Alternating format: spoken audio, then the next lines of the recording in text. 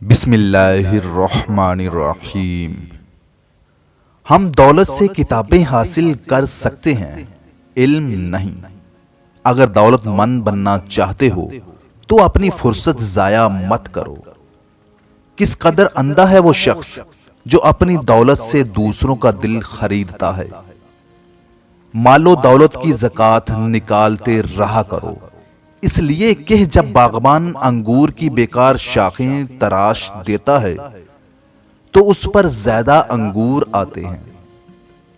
तुम्हारी खुशी दरअसल तुम्हारा गम है जिसे बेनकाब कर दिया गया है।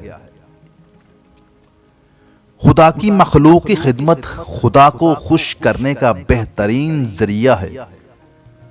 हम खुद खुशी का एहसास करने की बजाय दूसरों को इस बात का यकीन दिलाने की ज्यादा कोशिश करते हैं कि हम खुश हैं।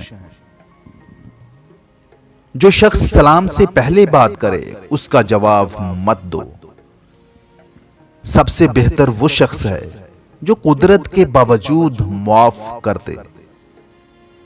मोहब्बत आंखों से नहीं दिल से देखती है, इसलिए मोहब्बत के दीवानों को अंधा कहा जाता है।